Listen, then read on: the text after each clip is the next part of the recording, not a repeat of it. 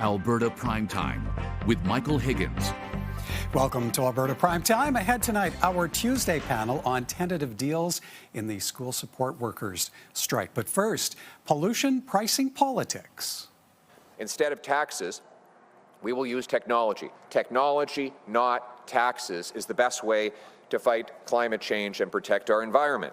Pierre Poilievre on his plan to scrap the carbon tax on consumers as well as industries should the Conservatives form government. This in response to Mark Carney moving to eliminate the consumer levy, one of his first acts as Prime Minister, and ahead of an anticipated election call. And joining us now, Edmonton Strathcona MP Heather McPherson, Foreign Affairs critic, whip for the NDP. Ms. McPherson, welcome back. Good to see you. Thanks very much for having me. All right. How about this? We have much to discuss, but maybe let's start on the removal of the consumer carbon tax. How does that sit with you, and what does it say to you about direction of climate change policy moving forward? Well, I mean, listen, the consumer carbon tax wasn't reducing emissions. It wasn't working, and the Liberals had broken that consumer tax when they did carve-outs. That system wasn't working. What we need is solutions that will actually address the climate crisis, that will actually lower emissions, and that wasn't it.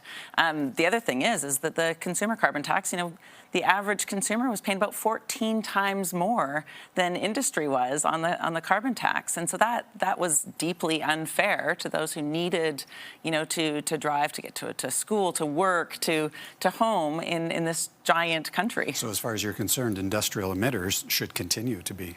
Absolutely. I mean, yesterday when we saw Pierre Poilievre say that they would cut the industrial carbon tax, I mean, it just shows such an appalling understanding of how that taxation works. We can't develop trade relationships with European countries unless we have a price on pollution. That's part of those trade relationships.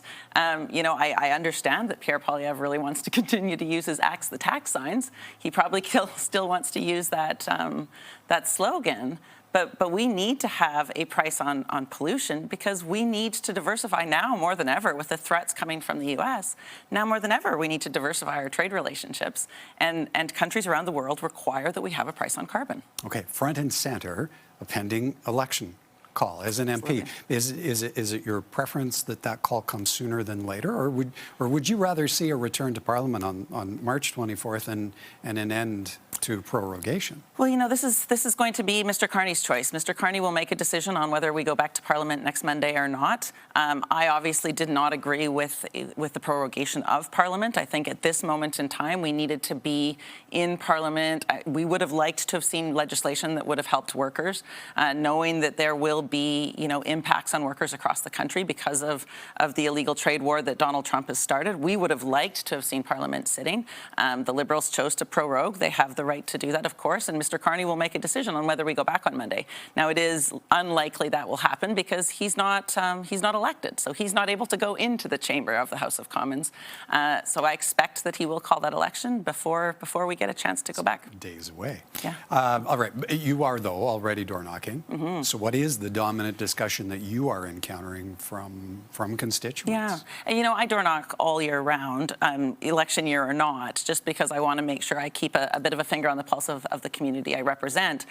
And it has been just such a phenomenal shift. The number one issue folks are talking about right now is the tariffs, is the threat that Donald Trump poses to our economy, to our sovereignty. That is the number one thing that people are concerned about and are talking about.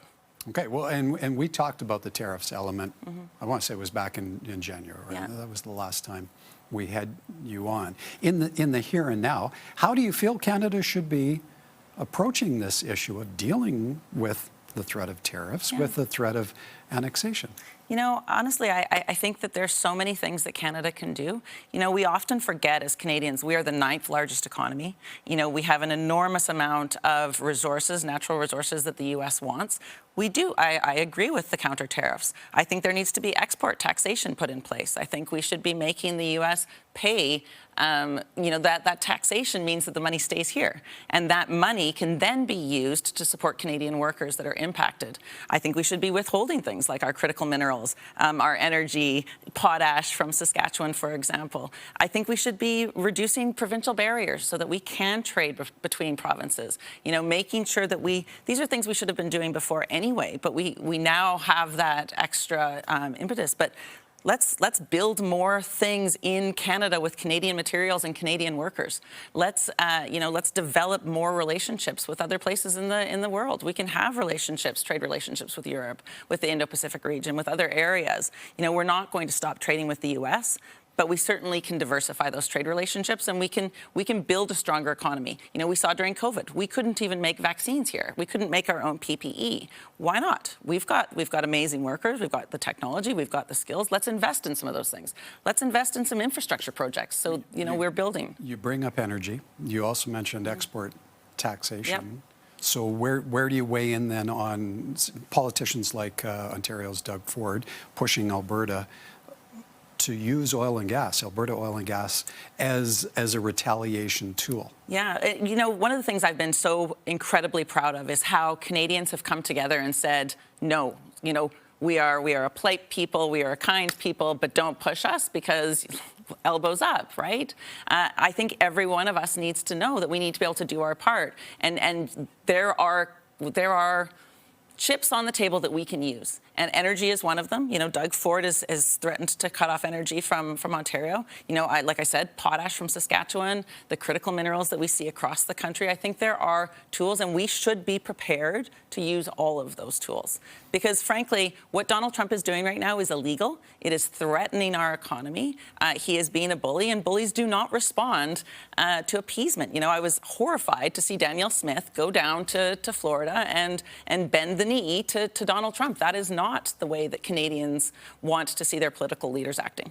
Okay, one more quick question for you, and it brings it back to the election element. Angus Reid out with polling that not only puts the Liberals now ahead, this is Angus Reid, ahead of the Conservatives by 5 points, but where your party stands, you've gone from 21% support in December. You're down to single digits now at 9%. How worrisome is that as you approach heading out onto the campaign trail? Yeah, you know, and obviously we expected there to be a bit of a bump for the Liberals during this leadership race. That's to be expected.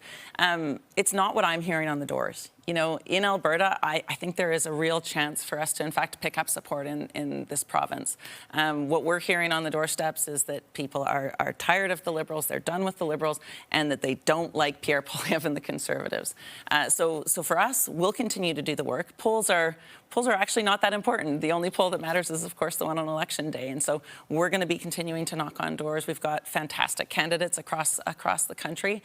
Really excited about some of our candidates in Edmonton and in Alberta, and I'll be supporting them as the election gets called, whenever it gets called. And it could be sooner than later. And it later. could be soon. All right, Ms. McPherson, appreciate you coming in today. Thank you. Yeah, thanks very much for having me.